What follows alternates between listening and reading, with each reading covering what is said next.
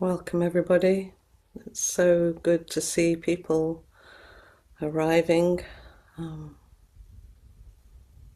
there's something about it, I think I've said before, it always feels like you're coming into my front room to come and sit with me. So it feels really personal and lovely to see people. So, yeah, I'm just really grateful for you being here tonight. So we're just going to start with sitting for 12 minutes together.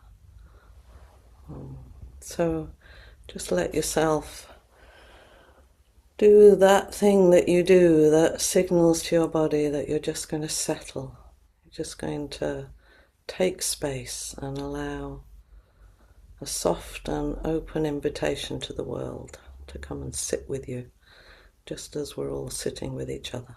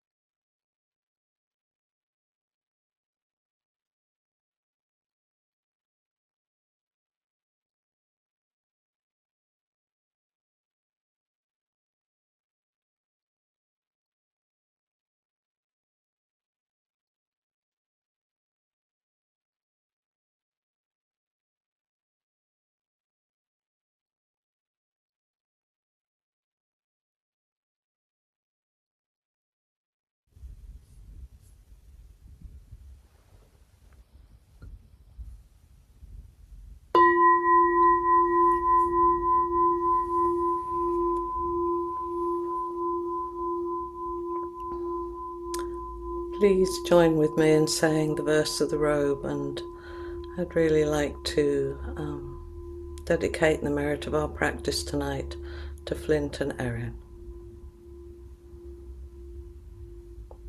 Vast is the robe of liberation, a formless field of benefaction. Wearing the universal teaching, I realize the one true nature, thus harmonizing all being. Vast is the robe of liberation, a formless field of benefaction. Wearing the universal teaching, I realize the one true nature, thus harmonizing all being. Vast is the robe of liberation, a formless field of benefaction. Wearing the universal teaching, I realize the one true nature, thus harmonizing all being.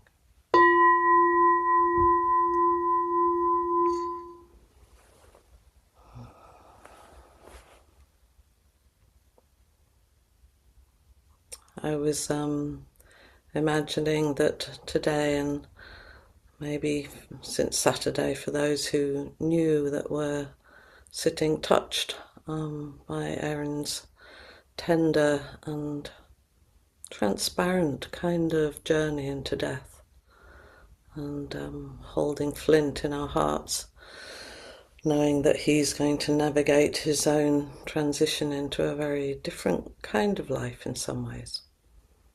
And in the digest today I saw that Peg wrote so tenderly, and Erin, known to so many of you Americans as Appamada's bookkeeper and wise counsel. And I know he gave of himself so generously, and his love of beauty, the thing that he and I shared was a deep love of flowers and of bringing beauty into spaces. And it infused so much of how he was in the world. And I know he'll be sorely missed by all those who knew him well, and those like me who knew him more as kind of Flint's beloved companion and his sweetheart. I always thought of those two as sweethearts, who were cherished by all who knew him. And some of you may have read that he died on the same day as Mary Oliver's, the anniversary of her death, and I know he treasured her words, like so many of us do, and I do and have done for a really long time. And I was just thumbing through a newly given to me book just this evening. So thank you, Jenny. And I found this, and it just spoke to me, so I just wanted to share this because for me this has something of what I experienced in Erin as that kind of quiet, well, it was very funny, but that kind of quiet steadiness and the profundity of the ordinary. It's Praying by Mary Oliver.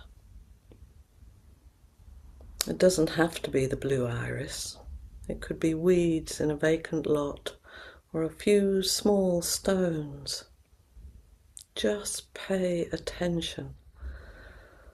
Then patch a few words together and don't try to make them elaborate. This isn't a contest, but the doorway into thanks and a silence in which another voice may speak. A doorway into thanks and a silence in which another voice may speak.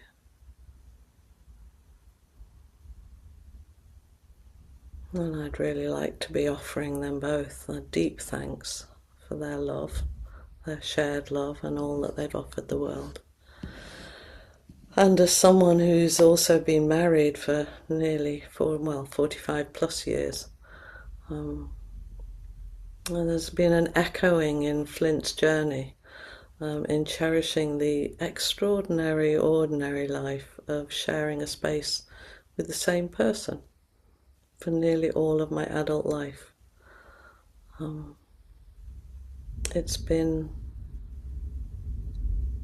deeply touching and evoking for me to see their journey, to be alongside their journey, as I and Josh are also entering this particular corridor of change, I moving into older age.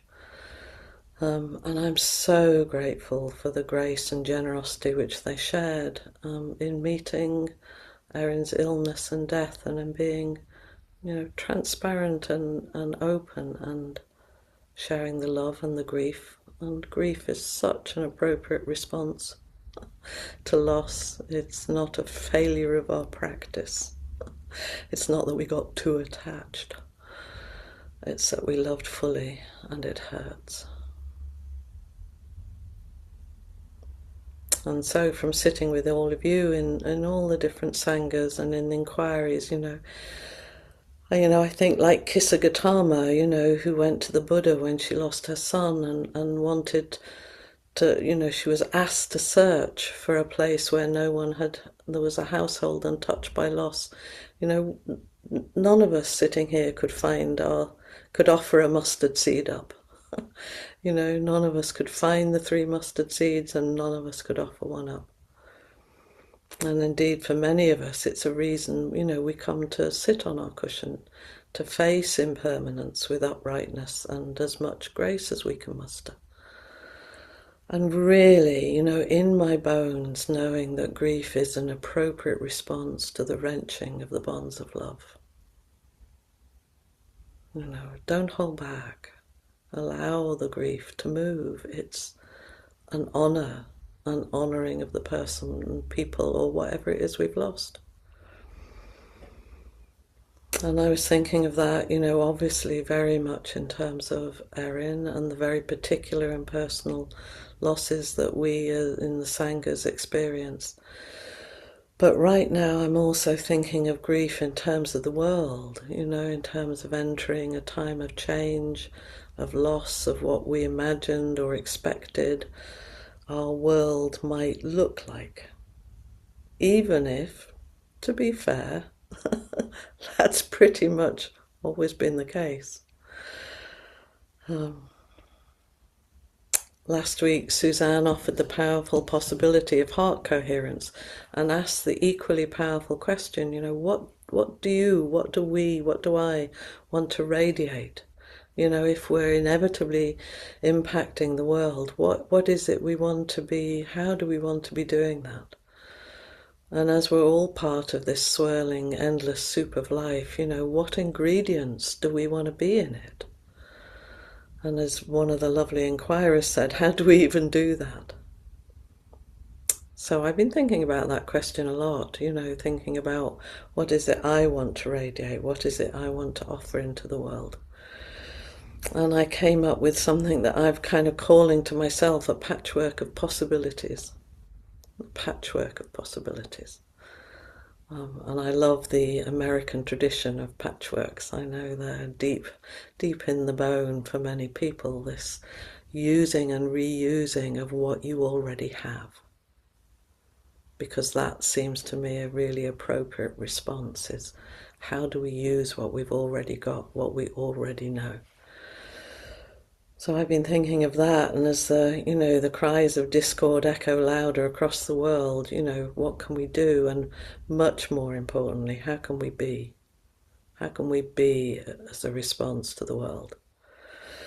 And I really also deeply want to avow that our privilege of living in the West since the Second World War has somewhat inured us to the lived realities of many communities, who suffer these kinds of injustices and difficulties across the globe.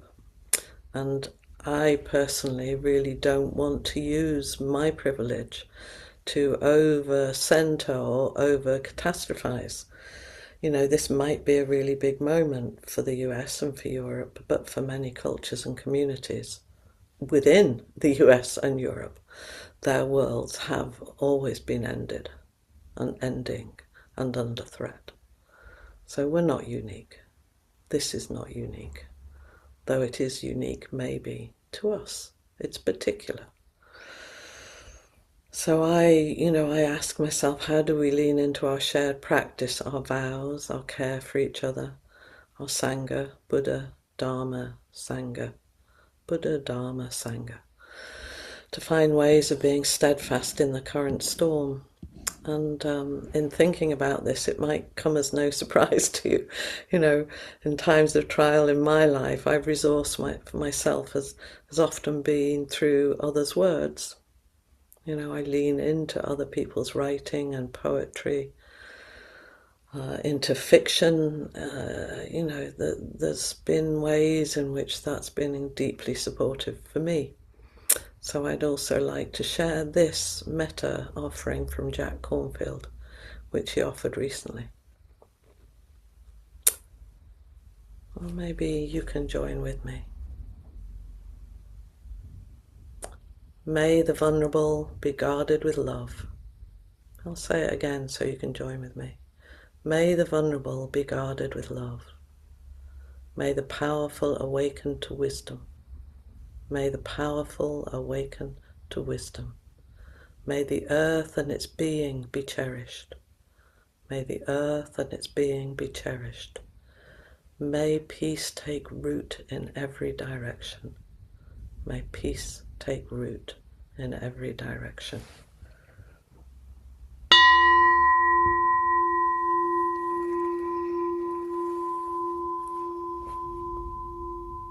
And that's what we're orientating ourselves towards, isn't it? To guarding the vulnerable with love, to hoping that the powerful awaken to wisdom, to leaning into our own wisdom, to cherishing the very earth that we're all made of.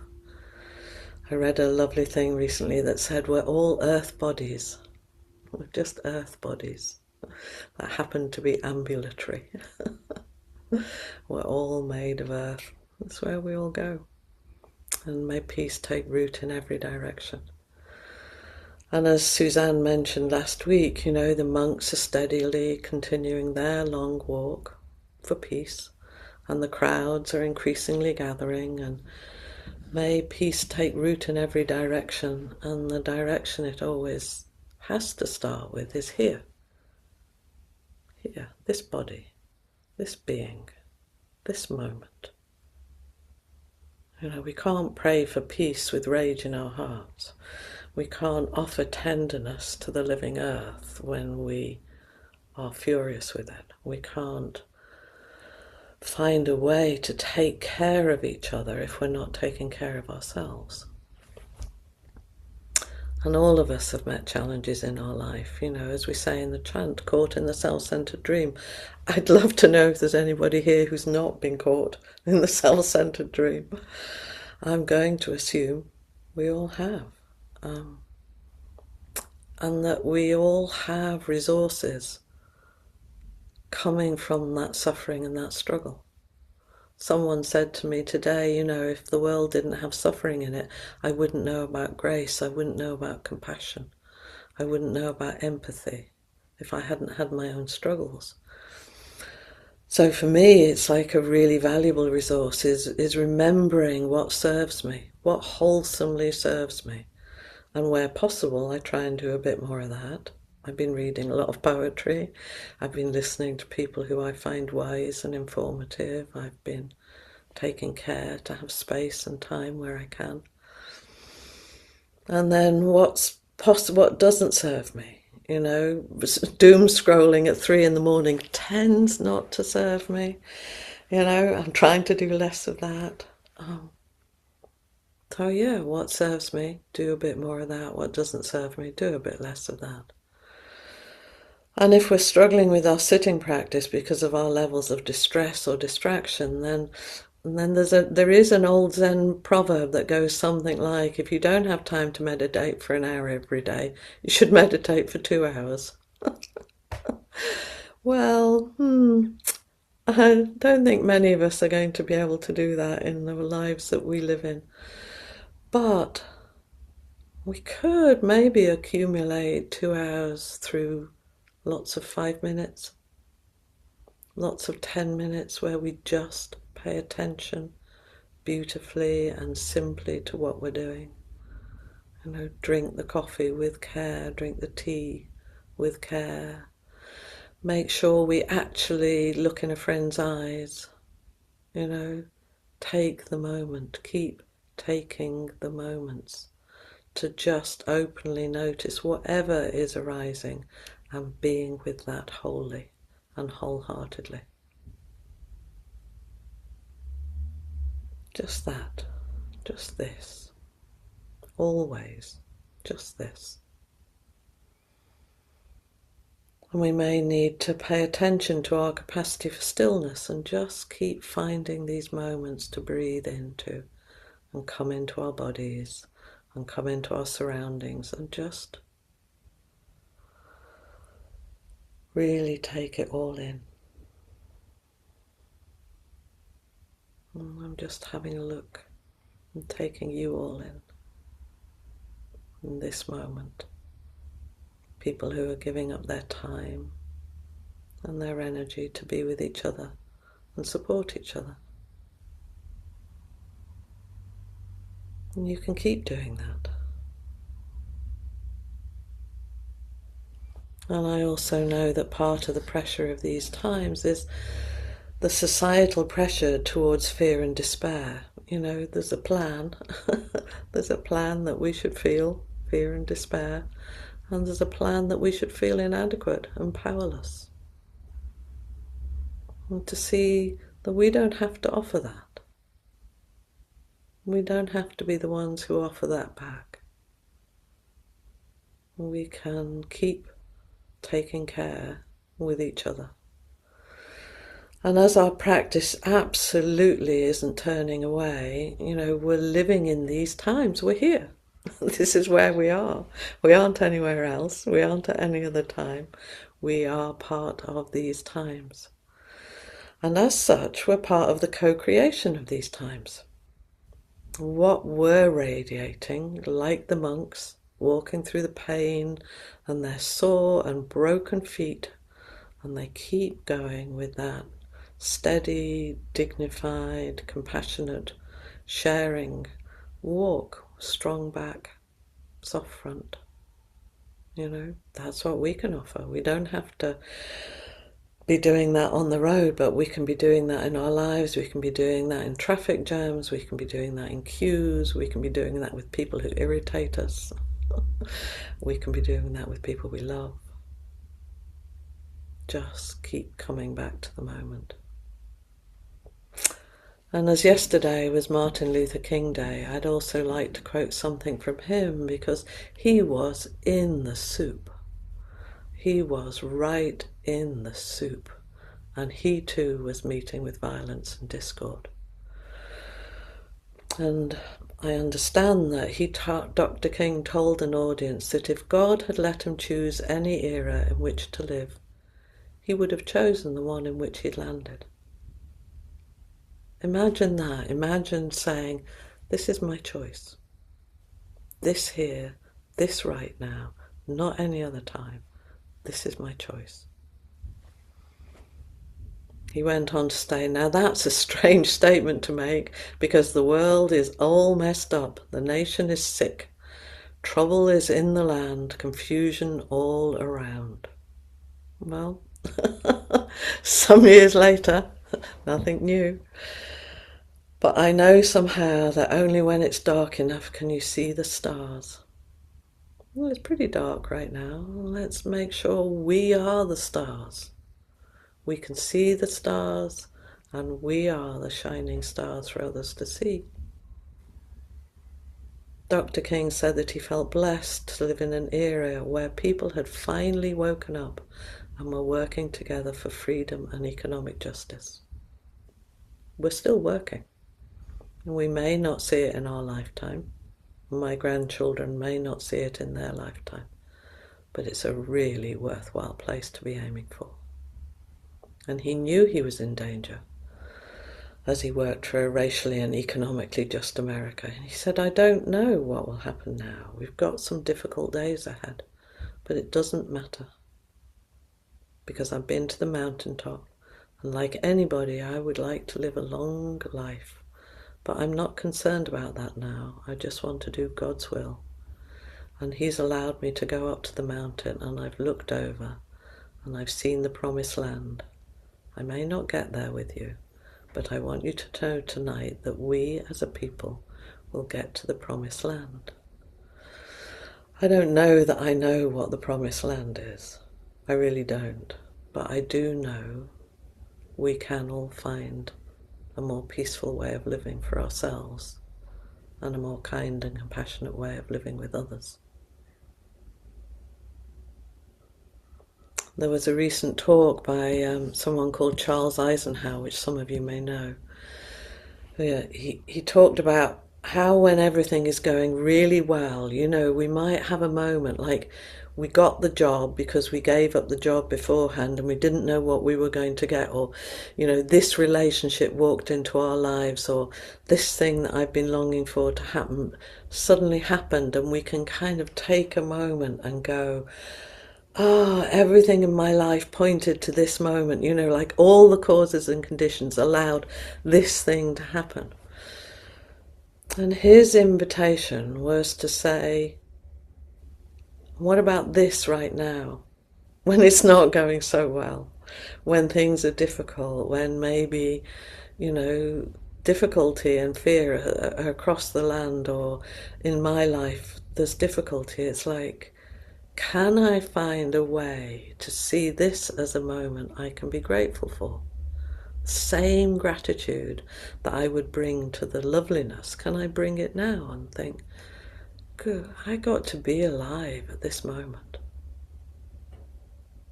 That's the blessing. I got to be alive with all of this, with the aliveness of Buddha, Dharma, Sangha, with the aliveness of your practice, with the aliveness of my practice. I got to be part of this. And that touches me deeply. I don't want to be part of some other time. I want to be part of this. Sanju Earthlyn Manuel said, chaos seems random, but it always comes after many warning signs. In this random state of the world, who and what is not wanted or acceptable is being revealed through the deep ignorance of a few. Our work, the work of the greater majority, is to cease choosing amongst us who is better or who is unworthy, and instead choose who is integral, which is everybody. To not think of ourselves as small and incapable or large, but to feel ourselves as whole, and the chaos a response to our not so random, well thought out work for freedom. And then she has this sentence which I just love. My heart is heavy, and it will remain so. My heart is heavy, and it will remain so, without fear of the weight, as I do feel I have, the capacity to walk through fire, even if scorched. This isn't about finding a lighter heart. This is about finding a place where our heavy hearts, our broken open hearts, support each other. She says, we're being taunted, but we come to life well equipped. Imagine that. Imagine. Like when Flint was calling and saying, you've been chosen. It's like, imagine if you thought, we have the equipment we need.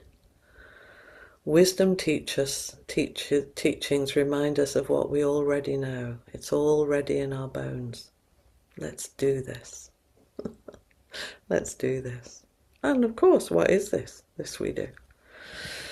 I love this quote from Kurt Vonnegut. And how should we behave during the apocalypse? We should be unusually kind to one another, certainly.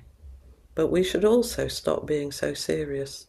Jokes help a lot. And get a dog. And get a dog if you haven't already got one. We should be unusually kind to one another. And we should also stop taking ourselves quite so seriously. We're not the first, and we won't be the last. And a quote that I'm sure many of you know from Dan Savage, who was talking about the AIDS crisis, and he said, "We buried our friends in the morning, we protested in the afternoon, and we danced all night. The dances kept us in the fight because it was the dance we were fighting for." Love keeps us in the fight because it's love we're fighting for. Compassion keeps us in the fight because it's compassion we're fighting for.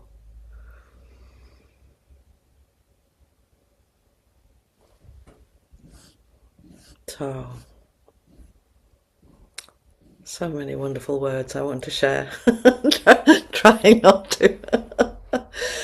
There was just a little bit left from Anne Dillard in The Dewdrop, where she says, we are and always have been an embodiment of everything, miniature microcosms of the entire universe and everything in it. I'll read a tiny bit from her. "However hypnotized you are and your people are, you will be just as dead in their war, our war. However dead you are, more people will come. However many more people will come, your time and its passions, you yourself and your passions, weigh but equally in the balance of those of any dead who pulled water-wheel poles by the Nile, or the yellow rivers, or painted their foreheads black, or starved in the wilderness. Our lives and our deaths must count equally." People look at the sky and at other animals. They make beautiful objects, beautiful sounds, beautiful motions of their bodies, beating drums in lines. They pray, they toss people in peat bogs, they help the sick and injured, they pierce their lips, their noses, their ears.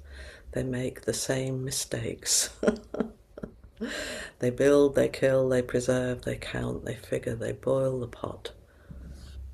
They keep the embers alive, they tell their stories, and they gird themselves. Say you have seen, just say you have seen an ordinary bit of what is real, the infinite fabric of time that eternity shoots through, and time's soft-skinned people working and dying under the slowly shifting stars. Then what? What a great question. Then what? In this little twist of time we occupy, where others have been and others will be, how are we going to be upright, loving, compassionate, dancing, howling, caring, weeping, grieving, loving in the midst of all of this? I'd love to know how you're doing. So thank you, everybody.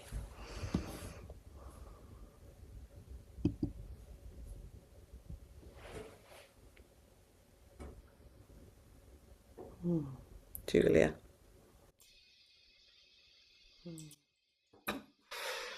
Thank you, Trudy. I think you've created an oasis of calm among us all. I'm sat at peace at this time that we walk into the room and it feels troubled. I feel you've offered us a way to feel peace inside. And I'm also struck with taking the long view that maybe our problem isn't the troubles that are around us. Maybe our problems are that we are one generation that actually have had it really quite good. We haven't had the struggles that have gone on immemorial before us. Can you do that? Is that going forward or going back? Anyway, all our ancestors have struggled with so much, and we have been privileged. Especially we white people have been privileged. Especially us white Western people have been privileged. And I just think it's important to recognise that the times we're going through are not abnormal. They're part of the human struggle. And as you say, we as white people have not recognised our privilege. Yeah. Maybe it's time for us to feel a little bit humble and Just just a little bit. but yeah, Yeah. yeah, and not make this different from all the struggles that, as you say, the people before us had. You know, we're here because people lived through wars and famine and disease and cruelty and oppression. All of us are here because people already survived that. And we will survive. It just might look a little bit different. Yeah, and maybe it should. Yes. And maybe that means thinking about what we need to let go of Yeah. rather than what we need to cling on to. Hmm. Thank you for that. Hmm. Marla.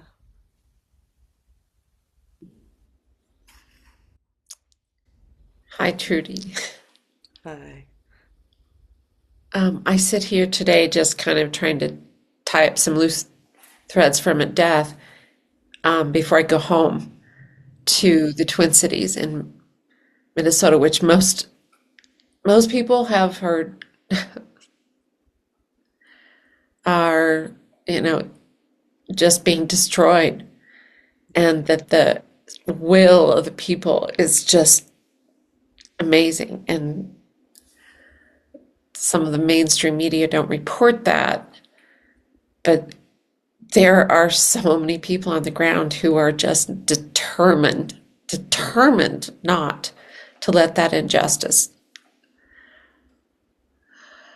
um, continue. And yesterday I signed up for an organization um, because the ICE people are staking out laundromats where people wash their clothes. And those people who are too afraid to leave their homes, who don't have washers and dryers, and who have small children, or it doesn't matter, they have sheets to wash and clothing to. And this organization I just signed up for tells you, go to this house, collect this laundry, wash it at your home, and then return it to them. And that is, to me, a tiny, tiny little thing that I, as a human being, can do It's to, so not tiny. Please don't think of it as tiny because those moments of caring are what carry people through. The fact that someone cares about a complete stranger enough to keep them clean or to want their children clean or to have clean clothes to go to work if they dare, it's like that's the thread that will keep people alive. yeah, All those threads that are being woven in, I watch it. I'm a bit of a, scroller. I see the singing and the places where the food is being collected and the whistles and the taking kids to school. And, I see a community in action and it's beautiful and scary that it has to be happening in your own country.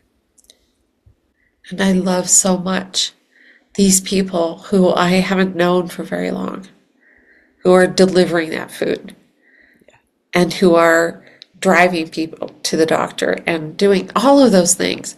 It's just amazing. yeah, It's just amazing how these people are coming together and saying, I don't care. I don't care about the danger. yeah, I'm not intimidated. yeah. Or even if I'm intimidated and I'm bricking it, I'm doing it Yes, exactly. Yes. because it matters. It really, those are the threads that hold communities together. Yes. Caring for people you don't know.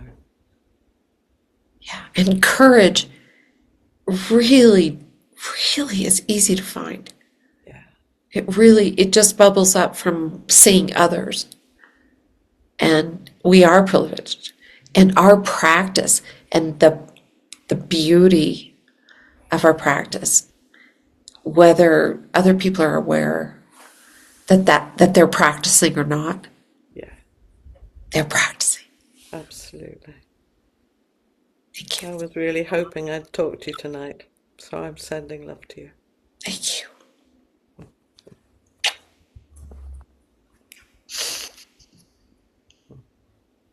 I think Ed's raised his own hand.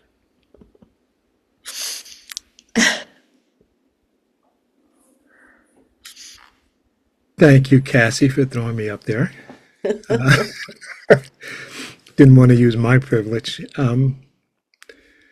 Marla, thank you so much for what you shared and what you said. And Trudy, whew, what an abundance of riches. The phrase I think normally is that we have an embarrassment of riches, but this is a huge abundance of riches today from your talk and your perspective and your sharing. And the thing that has brought me to tears, to bafflement, to anger are people and people's behavior. But the thing that also holds hope and provides joy and is a buffet against despair are people. People like Marla doing what she's doing. And I'm glad you said it is a monstrously huge thing to go do laundry for someone, or to bring them a sandwich. Those are the things that will get us through this, because it's people that have gotten it wrong, it's people that are going to get it right. And with every grief, I know you made a statement about it earlier, the thing with grief, I mean, the larger and deeper the love, the more and deeper the grief can be. It's almost an algorithmic type of a thing. But what I'm coming to see and to experience is that with every grief, there is a grace of healing. Yeah. Embedded in that grief, there is healing. And that is a grace within that. And that too is a balance of the equation and the depth of what we experience as love. And it means you loved, doesn't it? It means that Yeah, you cared. And that's, if we've got one thing we can do in our little twist of time, is we can care. yeah. We care for each other, and it's going to hurt. And we were doing something with Flint, and he asked me to look into Trudy Dixon. And initially, I was a bit miffed because I obviously wanted a saint. But anyway, I got Trudy Dixon. Um, but then when I realised that she was the person who'd really driven through the collation of the first Suzuki Roshi book, and she was dying while she was doing that. She was dying very young of cancer, and she kept going. Even when she could no longer sit, she was sort of lying. And when she died, and at her eulogy, Suzuki Roshi let out this howl, which people said was kind of like the earth spoke. Mm, He let out this howl, and he was like, she was his true student at that point. And it was like he was broken by her death at that moment, and we should be. yeah. We break, we cleave, we mend. Absolutely. With each other. Yes, and we are not alone. There is never a not belonging. There is never a not belonging. Thank you. Thank you, Ed. It's good to see you.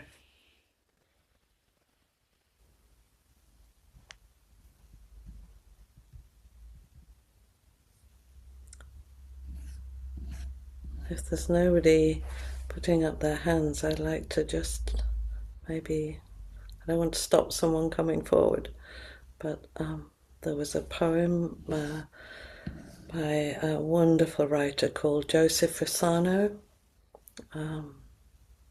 called Instructions for Having a Soul. Take it out in the rain sometimes. It has vast, invisible wings that gather dirt and need rinsing. When it tries to kill you, that is because you've forgotten to let it look in someone's eyes for longer than a minute.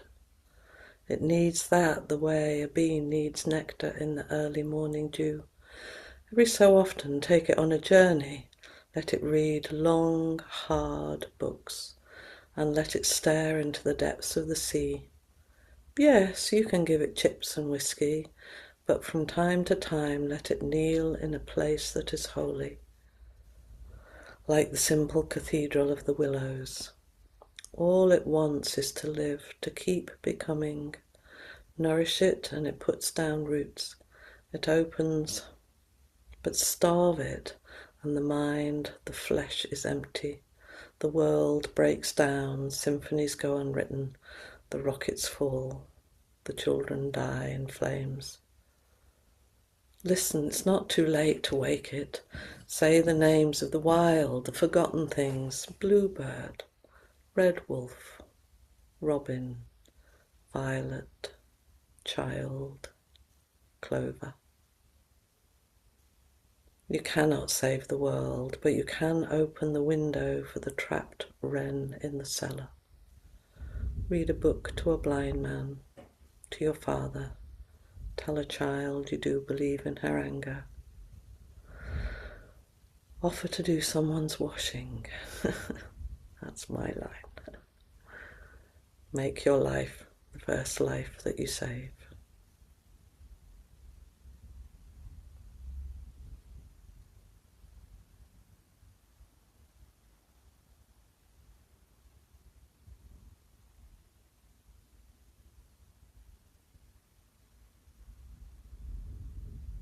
Lynn.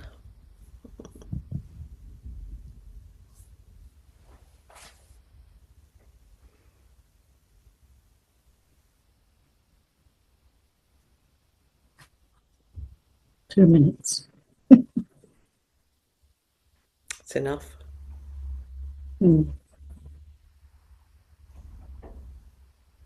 I was just feeling that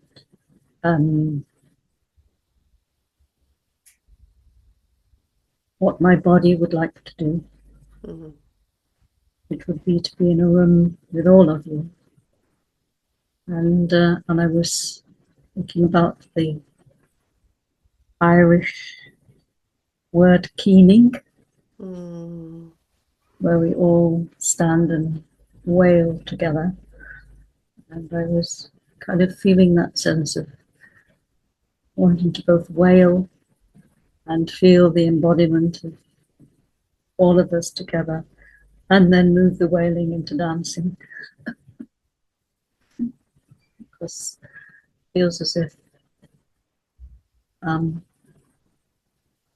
the beauty and the anguish of being human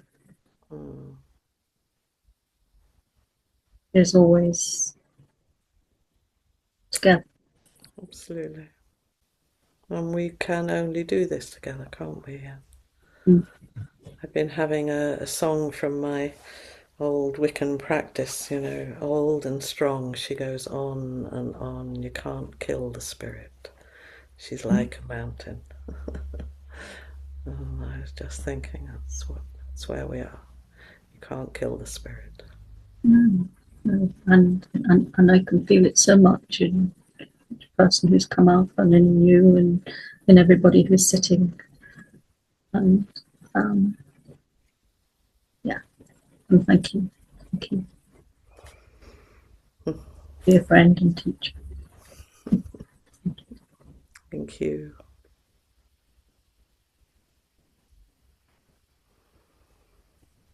So let's finish with the 4 practice principles, and know that whatever's going on Hatred and ignorance and violence don't serve us.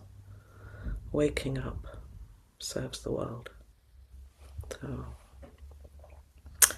caught in the self-centered dream, only suffering, holding to self-centered thoughts, exactly the dream. Each moment, life as it is, the only teacher, being just this moment, compassion's way. Caught in the self-centered dream, only suffering, holding to self-centered thoughts, exactly the dream. Each moment, life as it is, the only teacher, being just this moment, compassion's way. Caught in the self-centered dream, only suffering, holding to self-centered thoughts, exactly the dream. Each moment, life as it is, the only teacher, being just this moment, compassion's way.